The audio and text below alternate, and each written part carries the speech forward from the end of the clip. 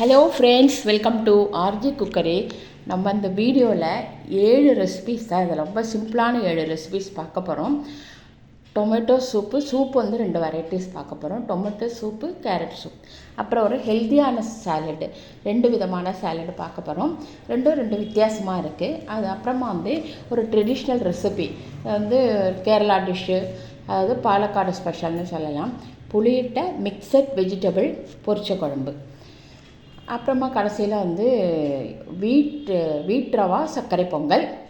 அப்புறமா வந்து இந்த நம்ம சப்பாத்திக்கு ஒரு சைட் டிஷ், அதுதான். அது வந்து இந்த கோபியை வச்சு ஒரு சிம்பிளான ஒரு சைட் டிஷ் தான். இந்த 7 ரெசிபிஸ் தான் பார்க்க போகிறோம். சரி, வாங்க வீடியோக்குள்ளே போகலாம். ஃபஸ்ட்டு நம்ம பார்க்க போகிறது வந்து டொமேட்டோ சூப்பு. இதுக்கு முன்னாடி நிறையா பார்த்துருக்கோம் நம்ம, ஆனால் இதில் கொஞ்சம் வித்தியாசமாக இருக்கும். அது வந்து ஃபஸ்ட்டு நம்ம கடாயில் வந்து ஒரு ஸ்பூன் வெண்ணெயை விட்டுட்டு, அதுக்கப்புறமா சின்ன வெங்காயம் எடுத்துருக்கேன் ஒரு 5. நான் இது பண்ணுறது வந்து 2 பேருக்கு. டொமேட்டோ சூப்னால நம்ம டொமேட்டோ வந்து நம்ம நிறைய எடுத்துக்கணும். 2 பூண்டு பல், அதுக்கப்புறமா டொமேட்டோ வந்து ஒரு 4-5 எடுத்திருக்கேன் நான்.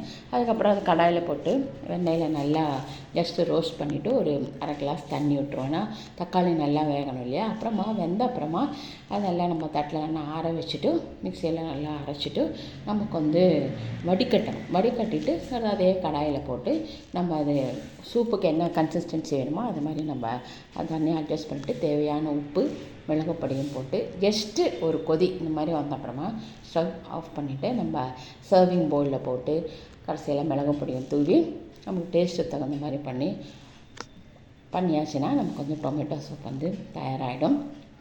ரொம்ப டேஸ்ட்டாகவும் இருக்குது. அடுத்தது வந்து கேரட் சூப் பண்ண போகிறோம். நம்ம என்ன சூப்பு பண்ண போகிறோமோ அது நம்ம நிறையா இப்போ கேரட் இருக்கிறதுனால நம்ம 4 எடுத்துக்கலாம். தாராளமாக 4 இல்லை 3 எடுத்துக்கலாம். அதே மாதிரி சின்ன வெங்காயம் சூப்புக்கு வந்து நான் வந்து சின்ன வெங்காயம் தான் நான் யூஸ் பண்ணுறது. சின்ன வெங்காயம் 2 பல் பூண்டு, ஒரே ஒரு தக்காளி. டொமேட்டோ சூப்புக்கு நம்ம டொமேட்டோ தான் நிறையா எடுத்துட்டோம். அதே மாதிரி கேரட் சூப்புக்கு கேரட் அதே மாதிரி ஒரு ஸ்பூன் வெண்ணெய் விட்டு நல்லா ரோஸ்ட் பண்ணிவிட்டு தேவையான தண்ணி ஒரு அரை கிளாஸ் தண்ணியோ இல்லை 1 கிளாஸ் தண்ணியை விட்டு குக்கரில் 3 விசில் வரும்படியாக வேக வச்சு எடுத்துகிட்டு அதே மாதிரி மிக்சியில் நம்ம அரைச்சிட்டு வடிகட்டிட்டு கடாயில் அதே மாதிரி நம்ம சூப்போட கன்சிஸ்டன்சிக்கு தகுந்த மாதிரி தண்ணி விட்டுட்டு, இதுவும் நான் 2 பேருக்கு பண்ணுறது தான். உப்பு தேவையான டேஸ்ட்டுக்கு தகுந்த மாதிரி மிளகு பொடியும் தூவி மிக்ஸ் பண்ணி ஜஸ்ட்டு ஒரு கொதி வந்தாச்சுன்னா ஆஃப் பண்ணிவிட்டு சர்விங் பவுலில் விட்டுட்டு குடித்தோம்னா கரெக்டாக வந்து கேரட் சூப் வந்து தயாராகிடும். நம்ம அடுத்தது நம்ம பார்க்க போகிறது மிக்சர் வெஜிடபிள் புளியட்டை பொரிச்ச குழம்பு. என்னென்ன மிக்சர் வெஜிடபிள்ஸ்லாம் போட்டுக்கணும். நான் இதில் வந்து துவரம்பருப்பு நம்ம எடுத்துக்கலாம். நான் வந்து பயத்தம்பருப்பை தான் எடுத்துகிட்ருக்கேன். அது வந்து 2லேருந்து 3 ஸ்பூன் நல்லா ஊற வச்சிடணும். ஊற வச்சுட்டு இந்த வெஜிடபிள்ஸ் கூட அதை சேர்த்து வேக வச்சு எடுத்து நம்ம ரெடியாக வச்சுக்கலாம். அதுக்கப்புறமா நமக்கு இதை வறுக்கிறதுக்காக நம்ம இதை பார்க்குறது ஒரே ஒரு ஸ்பூன் தேங்காய் எண்ணெய் விட்டு அதில் வந்து 1.5 ஸ்பூன் உளுத்தம்பருப்பு, 2 மிளகாய், கொஞ்சம் மிளகு போட்டு நல்லா வறுத்துட்டு தேங்காய் 1/2 கப் தேங்காய் விட்டு வறுத்து எடுத்து வச்சிடலாம். அதுக்குள்ளே இந்த பக்கத்து நம்ம காய்கறிலாம் நல்லா வெந்தாச்சு. வெந்த அப்புறமா நம்ம சின்ன சைஸ் ஒரு புளி எடுத்து அதை நனைச்சி அதை ஊற வச்சுட்டு அதை நல்லா புளி தண்ணியை எடுத்து வடிகட்டிட்டு இதோட சேர்ந்து மிக்ஸ் பண்ணிவிட்டு ஒரு 5 நிமிஷம் கொதிக்கட்டும். தேவையான உப்பையும் போட்டுருவோம். நம்ம அரைச்சி வச்சுருக்கோம் இல்லையா, அந்த அரைச்ச விழுதையை நம்ம இதில் போட்டுருவோம். அப்புறம் இதில் என்ன ஒரு சீக்ரெட்டுன்னா, ஒரு ஸ்பூன் தேங்காய் எண்ணெயில் கொஞ்சம் கடுகு, ஜீரகம், கொஞ்சம் கறிவேப்பிலை, கொஞ்சம் வந்து இது ஒரே ஒரு மிளகா போட்டுட்டு அது நம்ம 2 ஸ்பூன் விட்டு தேங்காயை நல்லா கோல்டன் கலரில் வரும்படியாக நம்ம அதை வறுத்துட்டு கடைசியில் கொதிச்ச அப்புறமா ஸ்டவ் ஆஃப் பண்ணி இதை சேர்த்துட்டோம்னா ரொம்ப ரொம்ப ரொம்ப இந்த புளியட்டு மிக்சர் வெஜிடபிள் புளியட்டு பொரிச்ச குழம்பு ரொம்ப டேஸ்ட்டாக இருக்கும். சாதத்தில் பிசைஞ்சும் சாப்பிட்லாம், இட்லி தோசைக்கும் தொட்டுண்டும் சாப்பிட்லாம். இது அடுத்து நம்ம சாலடாக நம்ம பார்த்துட்டுருக்கோம். தேவையான வெஜிடபிள்ஸ் எல்லாம் போட்டுட்டு இதில் என்ன ஒரு சீக்ரெட்டுன்னா, நம்ம பிளாக் சன்னா இருக்கலாம் முதல் நாளைக்கே ஊற வச்சுட்டு அடுத்து அதை வேக வச்சுட்டு இந்த காய்கறிகளோடு நம்ம சேர்த்துக்கணும். இது அடுத்த நம்ம சாலடு தான் பார்த்துட்டுருக்கோம். அதுக்குள்ளே இன்க்ரீடியன்ஸ் தான் பார்த்துட்டுருக்கோம். தக்காளி, வெங்காயம், குக்கும்பர். இதில் என்ன சீக்ரெட்டுன்னா, கேரட்டையும் போட்டாச்சு, கொத்தமல்லியும் போட்டாச்சு. இதில் இதுக்கு என்ன வித்தியாசம், அதில் நான் பிளாக் சன்னா போட்டேன். இது கொஞ்சம் இந்த ஸ்வீட் பொட்டேட்டோ ஒன்று வேக வச்சு சேர்த்துருக்கேன்.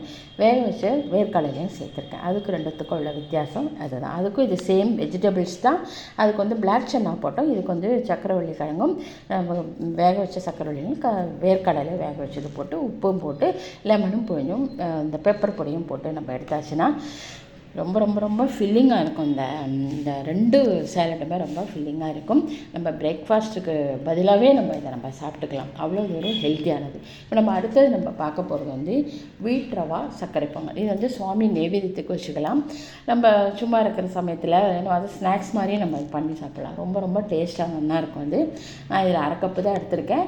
2 ஸ்பூன் வந்து பயத்தம்பருப்பு போட்டு நல்லா சும்மா ட்ரை ரோஸ்ட்டு பண்ணணும். ட்ரை ரோஸ்ட் பண்ணிவிட்டு அதுக்கு தேவையான தண்ணி நான் வந்து 2 மாதம் சேர்த்து ஒரு 3/4 கப்பு 2 கிளாஸ் தண்ணி விட்டுருக்கேன். தண்ணி வச்சு குக்கரில் 3-4 விசில் வேக வச்சு எடுத்துருவோம்.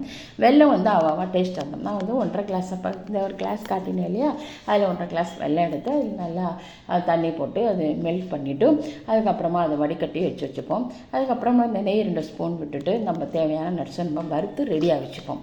அப்புறமா அதை வேக வச்ச அந்த வீட் ரவா அந்த பயத்தம்பருப்பையும் போட்டு நம்ம சக்கரை வடிகட்டி வச்சுருக்கோம் இல்லையா வெல்லம், அதையும் கூட இதில் சேர்த்துட்டு நல்லா கெட்டியாகிற வரைக்கும் அடுப்பை மீடியம் ஃப்ளேம் வச்சுட்டு நம்ம வந்து அதை கிளறி விட்டுட்டே இருக்கலாம். தேவையான 2 ஸ்பூன் நெய்யும் அதில் விட்டுக்கலாம். கடைசியில் ஏலக்காய் பொடியும் போட்டு நல்லா கெட்டியான அப்புறமா நம்ம வறுத்து வச்சுருக்கிற முந்திரியும் திராட்சையும் போட்டு இறக்கியாச்சுன்னா ரொம்ப ரொம்ப டேஸ்டியாக ரொம்ப நல்லாவே இருக்கும் இந்த வீட் ரவா சர்க்கரை பொங்கல். இது வரைக்கும் நீங்கள் ட்ரை பண்ணலைன்னா ப்ளீஸ் ட்ரை பண்ணி பாருங்க. சுவாமி நைவேத்தியத்துக்கும் விசேஷம். இப்போ தைவள்ளிக்கிழமை என்ன விசேஷமானாலும் நம்ம இது சுவாமிக்கு இது மாதிரி பிரசாதமாக நைவேத்தியம் பண்ணி நம்ம எடுத்துக்கலாம். அப்புறமா இது வீட் ரவா சர்க்கரை பொங்கல் தயாராகிடுது.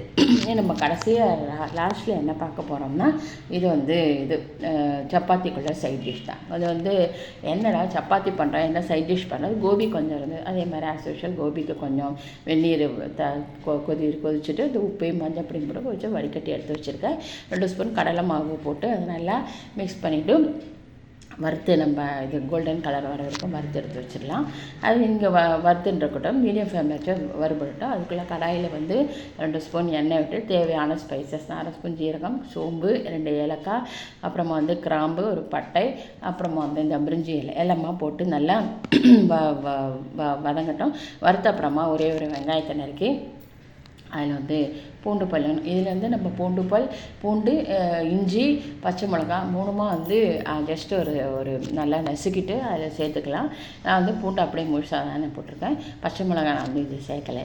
அது வந்து அந்த வறுத்தெடுத்த அந்த கோபியை எடுத்து வச்சுருவோம். அதுக்குள்ளே வெங்காயம், அதுக்கப்புறமா அதுக்குள்ளே திரும்பியும் வந்து கொஞ்சம் 1/4 ஸ்பூன் வந்து மஞ்சப்பொடி, தேவையான ரெட் சில்லி பவுடர், அப்புறமா தனியா பவுடர் 1/2 ஸ்பூன், ஜீரக பவுடர் 1/2 ஸ்பூன், கரம் மசாலா ஒரு 1/4 ஸ்பூன் போட்டு எல்லாமே அந்த வெங்காயம் கூட நல்லா அதை வதங்கிக்கிட்டோம். வதங்கின அப்புறமா வெங்காயத்தோட கலர் மாதிரி அது வதங்கின அப்புறமா நம்ம இது வந்து 3 தக்காளி எடுத்து நல்லா நான் அரைச்சி பியூரி மாதிரி அரைச்சி எடுத்து வச்சுருக்கேன் தண்ணி விடாமல். அப்புறமா வந்து அதை விட்டுட்டு கடைசியில் மிக்சியில் அரைம்பி கொஞ்சம் தண்ணி விட்டு அதில் பச்சை வாசனை போகிற முடியாது நான் கொஞ்சம் உப்பையும் போட்டு அதை நல்லா ஒரு சின்ன மீடியம் ஃப்ளேம் வச்சு நல்லா கொதிக்கட்டும். கொதிச்ச அப்புறமா நல்லா கலராக வந்து நம்ம விட்ட எண்ணெயெல்லாம் நமக்கு வந்து மேலே மிதக்க தொடங்கிடும். அது வரைக்கும் அது வந்து சிம்பிளை வச்சு நம்ம நல்லா அது வதங்கட்டும்.